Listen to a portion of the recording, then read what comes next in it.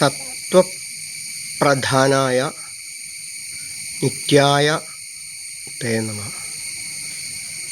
സത്വപ്രധാനായ നിത്യായ തേ നമഃ എന്ന് പറഞ്ഞത് നിത്യനായിക്കൊണ്ടിരിക്കുന്നതായ നിത്യമായിരിക്കുന്നതായ ഒന്ന്. അതെന്താ ഉള്ളത്? അത് 4 കൈയൊക്കെ പൊക്കി പിടിച്ച്, അല്ലെങ്കിൽ ശൂലമൊക്കെ പിടിച്ച്, അല്ലെങ്കിൽ ചക്രമൊക്കെ പിടിച്ച്, അല്ലെങ്കിൽ ഗതയൊക്കെ പിടിച്ച്, അല്ലെങ്കിലോ ശംഖും ചക്രം ജലൂകം ദതമാവതും ചകുത്തി ധന്വന്തരിമൂർത്തിയായിട്ട്, അല്ലെങ്കിൽ ഭദ്രകാളി ദേവിയായിട്ട്, അല്ലെങ്കിൽ ദുർഗാദേവിയായിട്ട്, അതിൽ ശ്രീരാമചന്ദ്ര സ്വാമിയായിട്ട്, അതിൽ ലക്ഷ്മണ പെരുമാളായിട്ട്, അല്ലെങ്കിൽ ഭരത പെരുമാളായിട്ട്, അല്ലെങ്കിൽ ഏത് പെരുമാളായിട്ടും സീതാദേവിയായിട്ടൊക്കെയാണോ? അല്ല, അത് ഒരു സ്റ്റെപ്പ് മാത്രമേ ആയിരുന്നുള്ളൂ, പടി മാത്രമേ ആവുള്ളൂ. പടിയാരം കളഞ്ഞ് അവിടെ ചെല്ലുമ്പോൾ ശിവനെ കാണാവും ശിവശംഭു. അത് സഗുണോപാസന എന്ന് പറയുന്നൊരു സ്റ്റെപ്പ് മാത്രമേ ആവുള്ളൂ. ആ സ്റ്റെപ്പിൽ തന്നെ നിൽക്കരുതെന്നർത്ഥം. സത്വപ്രധാനായ നിത്യായ ദയനമ എന്നോ രാമായ ദയനമ എന്നൊക്കെ പറയാൻ പറ്റില്ല. നിത്യായ നിത്യമായ ഒന്ന്, അത് ഒന്നേ ഉള്ളൂ. അതിപ്പോൾ ഏതായാലും ആര് ചിന്തിച്ചാലും ശരി, അത് ഏത് രാഷ്ട്രത്തിലുള്ളവരും ഏത് രാജ്യത്തിലുള്ളവരും ഏത് ജാതി മതവർഗ രാഷ്ട്രീയ ഭേദമന്യേ ഏത് ലോകത്തിലെത്തിച്ചാലും എല്ലാവരും പറയുന്നതുള്ളൂ ഒന്നേ ഉള്ളൂ. ഈ ഒന്ന് എന്ന് പറയുമ്പോൾ നമുക്ക് ഒന്നായ നിന്നേഹ രണ്ടെന്നു കണ്ടളവിൽ ഉണ്ടായൊരിണ്ടൽ ബദ മിണ്ടാവതല്ല. രാമായണത്തിലെയുടെ കഥാപാത്രങ്ങളെ പോകുമ്പോൾ നമുക്കറിയാം നിരവധി കഥാപാത്രങ്ങളുണ്ട്. ഇതിഹാസമായ രാമായണത്തിലൂടെ പോകുമ്പോൾ, അത് ഇതിഹാസമായ മഹാഭാരതത്തിലൂടെ പോകുമ്പോൾ നമുക്കറിയാം മഹാഭാരതത്തിലൂടെ പോകുമ്പോൾ ധാരാളം കഥാപാത്രങ്ങളുണ്ട്. അതിലുണ്ട് ശകുനി അമ്മാവൻ, ശകുനി അമ്മാവൻ ഏറ്റവും കൂടുതൽ കുത്തിത്തിരിപ്പുണ്ടാക്കുന്നത്, ഏറ്റവും കൂടുതൽ മറ്റുള്ളവരെ കുത്തിത്തിരിപ്പ്, കുടുംബത്തെ കലഹിക്കാൻ പ്രേരണ നൽകുന്നതായ, കലഹിച്ച് ഭിന്നിപ്പിക്കുന്നതായ ഒന്ന്. പകിട 12 എന്ന് പറഞ്ഞത് അന്നേ ഉണ്ട്. ചീട്ടുകളിയൊക്കെ മുച്ചൂട്ടുകളിയുടെ മറ്റൊരു രൂപമാണ്. ഇന്ന് കാശ് വെച്ച് ചീട്ടുകളി എന്നൊക്കെ പറയാറില്ല, അതുപോലെ തന്നെ ഗാംബ്ലിംഗ് എന്നോ അങ്ങനെ അങ്ങോട്ട് പറഞ്ഞ് ഇപ്പോഴും മദ്യസേവ നടക്കുന്നതായ സ്ഥലങ്ങളിലും അല്ലാത്തടത്തും ഒക്കെ പലയിടത്തും ഈ എന്തോ ഒരു ടൈപ്പ് ഗാംബ്ലിംഗ് എന്നോ അങ്ങനെയുണ്ട് അതിൻ്റെ പേരെന്ന് തോന്നുന്നു. അങ്ങനെ അപ്പോൾ അതൊക്കെ അപകടത്തിലേക്ക് നയിക്കുന്നു എന്ന് ഇന്നല്ല പണ്ട് മുതലേ കാണിക്കുന്നുണ്ടെന്നർത്ഥം. അപ്പോൾ ചതുരംഗ കളി നല്ലതാണ്, പക്ഷെ അത് അമിതമാവരുത് എന്നർത്ഥം. അതൊരു വാത് വെച്ചുകൊണ്ട് കളിക്കരുതാവരുത് എന്നർത്ഥം. അത് ബുദ്ധിയെ വളർത്തുന്ന എന്താണ് ചെസ്സ് കളി. 64 കളങ്ങളോടുകൂടി തന്നെയുള്ളതായ കറുപ്പും വെളുപ്പും കാളിദാസ കരുക്കൾ വെച്ച് ഭഗവാൻ തന്നെ ഒരു കാളിദാസ കൊണ്ടൊക്കെ ചിത്രീകരിച്ചിരിക്കുന്നത് കരുക്കളി നമ്മളല്ലേ.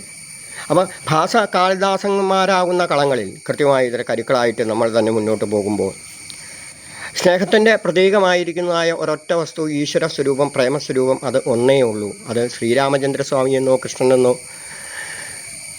അല്ലെങ്കിൽ വേളാങ്കണ്ണി മാതാവെന്നോ അല്ലെങ്കിൽ 5 നേരം നിസ്കരിക്കുന്നതായ ഒറ്റ ചൈതന്യത്തിലേക്ക് വരുന്ന മുസ്ലിം സഹോദരന്മാരോ, ഇനിയോ കവി പിപാസക്ക് എന്നൊക്കെ പറഞ്ഞിട്ട് അവരുടെ കീർത്തനങ്ങളുണ്ട് ജൈനന്മാരുടെ. നിങ്ങൾ സ്വന്തം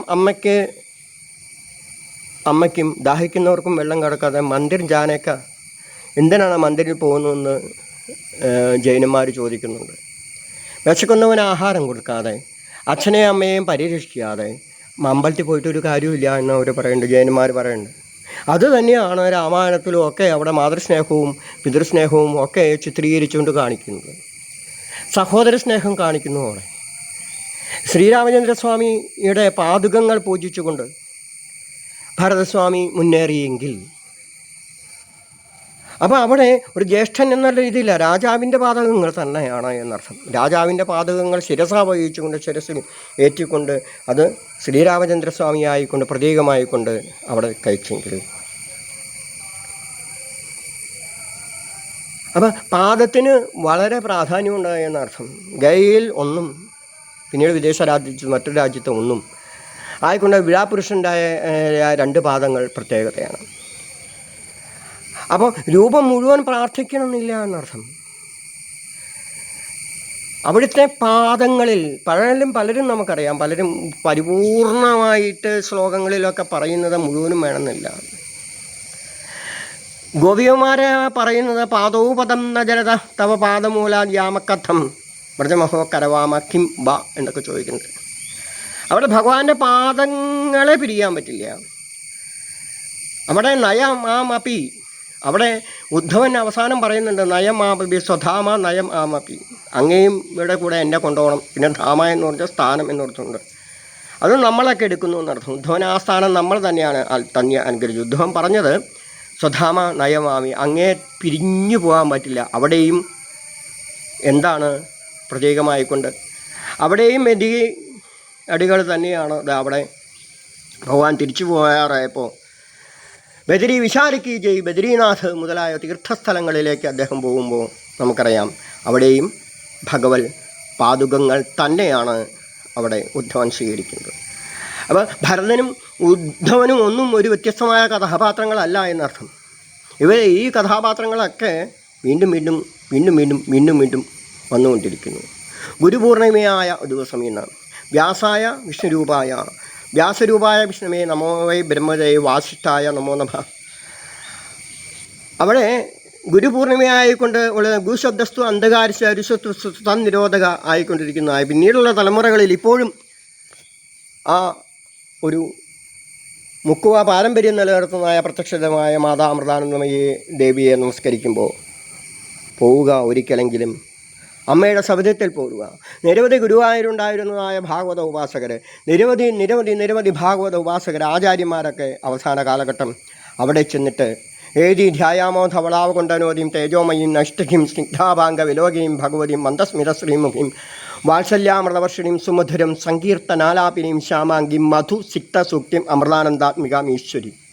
മധുസത്യസൂക്തിയായ അമൃതാനന്ദമയി ദേവിയെ പ്രത്യക്ഷദൈവമായി കുറച്ചു നാളായി പോയിട്ട് പ്രത്യക്ഷദൈവമായി കണ്ടുകൊണ്ട് എത്ര കാലം കഴിഞ്ഞാലും നമ്മളെ തിരിച്ചറിയുന്നതായ ഒരമ്മ.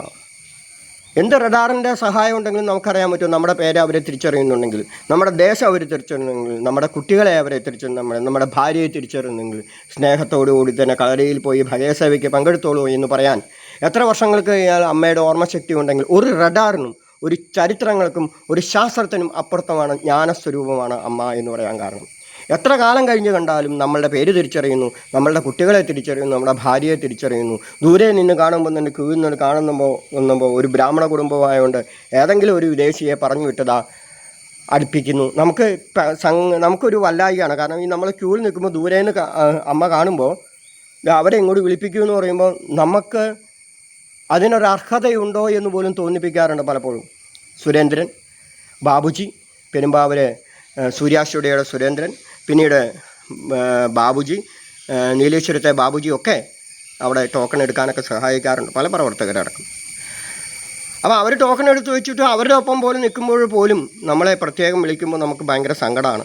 സങ്കടം എന്ന് തന്നെ പറയാം. കാരണം നമുക്കതിന് അർഹതയുണ്ടോ എന്ന് ചോദിക്കുമ്പോൾ എത്ര പൂജിക്കപ്പെടുന്നുണ്ടത്. ശ്രീകൃഷ്ണ ഭഗവാൻ ശ്രീരാമചന്ദ്രസ്വാമിയൊക്കെ ബ്രാഹ്മണരെ പൂജിച്ചിരുന്നു.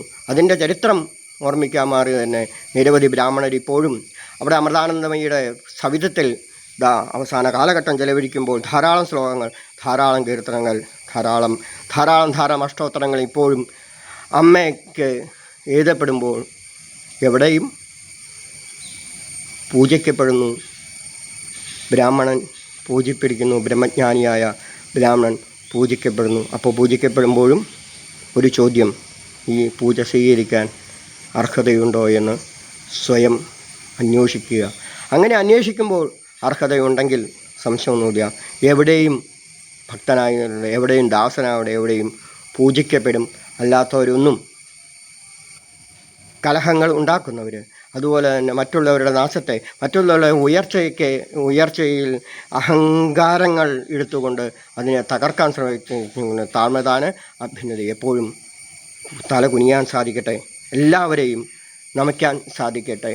എല്ലാ ഗുരുനാഥന്മാരെയും ഭാഗവതം ഉപദേശിച്ചതായ ഭാഗവത പ്രദീപം ചന്ദ്രമന ഗോവിന്ദൻ നമ്പൂതിരിയുടെ പാദങ്ങളിൽ തന്നെ ഇന്നത്തെ വാക്കുകൾ സമർപ്പിക്കുമ്പോൾ വലുത് ഗു എന്ന് പറഞ്ഞത് ഗുരു, അവിടെ വൃത്തം തിരിക്കുമ്പോൾ ഗുരു ലഘു എന്നൊക്കെ പറയാറുണ്ടല്ലേ. ഗുരു എന്ന് പറഞ്ഞാൽ വലുത് എന്നൊരു അർത്ഥവും കൂടെ ഉണ്ട്, ലഘു എന്ന് പറഞ്ഞാൽ ചെറുതും.